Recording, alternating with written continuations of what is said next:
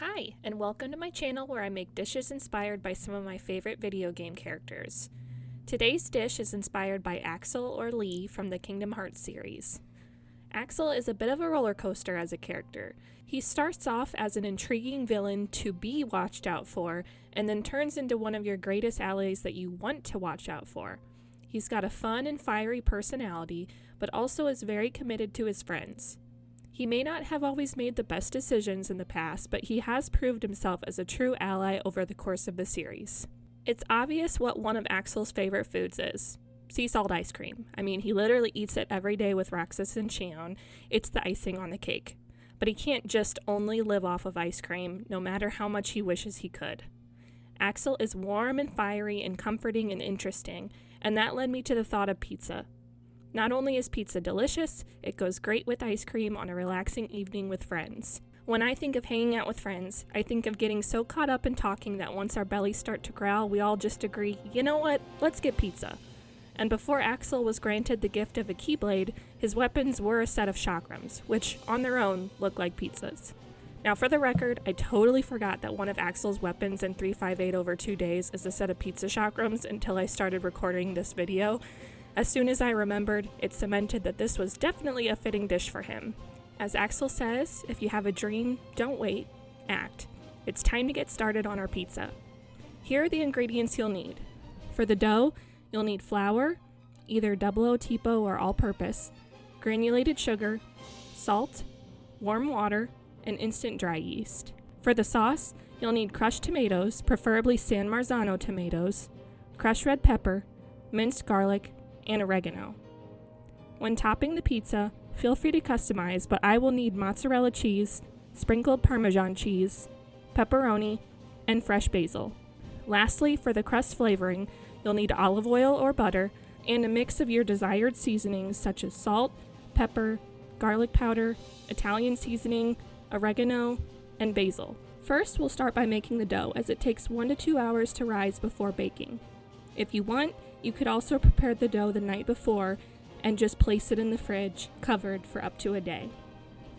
Into a large bowl, we'll first add 2.5 cups of flour.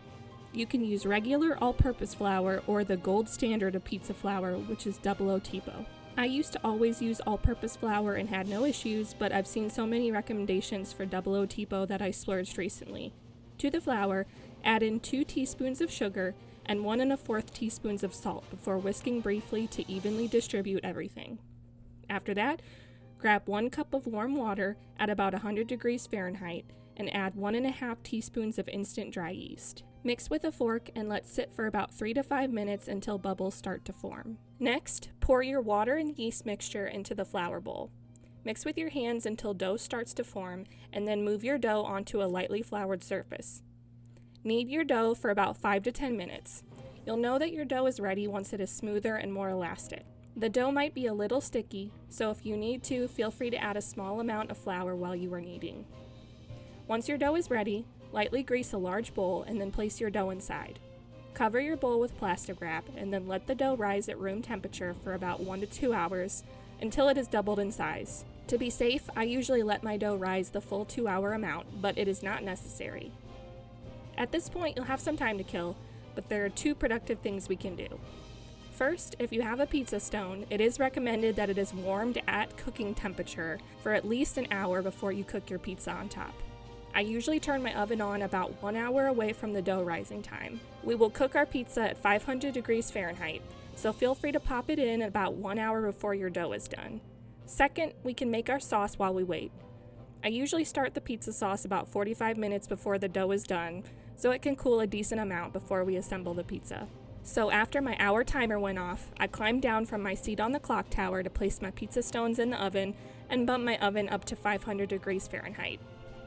Then I dual Roxas with a literal stick for 15 minutes before starting on the pizza sauce. To start the pizza sauce, prep your garlic first. As stated before, I love garlic, so I'll be using about 8 cloves of garlic, but you can use more or less. You can also use jarred minced garlic if you'd like instead of fresh garlic.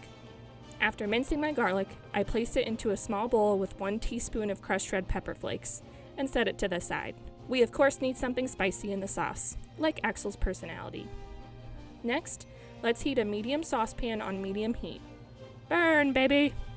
Add a small amount of olive oil on the saucepan once the surface is hot, and then add your garlic and pepper flakes. Sauté until fragrant but not burnt, about 30 to 60 seconds. Then add a 28-ounce can of crushed red tomatoes. Be careful, it may splash a little bit at first. Stir the tomato sauce occasionally until the sauce begins to bubble. Now that the sauce is a little feisty, we'll reduce the heat to low and let the sauce simmer for 8 minutes, stirring occasionally. After 8 minutes have passed, add 1 teaspoon of oregano. Season to taste if you need, and once the sauce is ready, turn off the heat and allow the sauce to cool at the side. Back to the dough. Once your dough is officially done resting, split your dough into 2 even halves or chakrams. With your hands or a rolling pin, spread out the pizza dough until you have 2 circles that are about 12 inches in diameter. Like always, it is okay if the circles are not perfect. Our pizzas are now ready to assemble. Grab a pizza peel, or a thin pizza sheet if you don't have one, and coat it generously with cornmeal or flour so that the pizza does not stick. It is a good idea to place your dough onto the pizza peel and shift it around first to make sure it moves easily before you start adding toppings. First, add some sauce on top of the dough, and you'll probably have a lot of leftover sauce that you can use in the future. Then sprinkle some Parmesan on top as well as some sliced fresh basil. After that, add some mozzarella on top and then pepperoni. Place some sliced smaller pieces of pepperoni on top as well. Once everything looks good, sprinkle with a little bit of salt and then oregano. With that, your pizza is ready to go into the oven. Carefully slide your pizza from the pizza peel onto the pizza stone and cook in the oven for 10 to 15 minutes until your desired doneness. Repeat the process with your second pizza. To make the crust flavoring, we are going to prepare a small bowl or cup with about 3 tablespoons of olive oil or butter, and then season this to taste with seasonings of your choice. I usually like to use salt, pepper, garlic powder, Italian seasoning, oregano, and sweet basil. Really, just eyeball the amount of seasoning you would like, then stir with a brush and set aside. Once your pizza is ready to come out of the oven, transfer it back onto your cutting surface, either another pizza pan or a cutting board. While it is cooling, brush on your crust flavoring to your liking, and then cut the pizza whenever you are ready. With that, it's time to taste. Roxas, all right. Bite, bite, bite. Personally, pizza is up there as one of my favorite foods, and there's something special about eating a pizza that you nearly made all by yourself. I love the fluffiness of this dough, the zestiness of the sauce, and the perfect combination of pepperoni, cheese, and basil that gives the pizza some further flavor and depth. This pizza right out of the oven is such a delicious treat, and I always find myself eating way more of it than I should. I love this pizza so much, and I can picture Axel or Lee feeling the same way. I can just see him surprising Roxas and Shion with a box of this pizza, and then topping it all off with some sea salt ice cream to end a perfect sunset on the clock tower. The recipe card is in the video description if you'd like a more quick and concise version to give it a try. Don't worry, you don't have to have it memorized. Like if you want a bite, subscribe for more geeky treats, and comment what foods Axel reminds you of. Thanks for following along.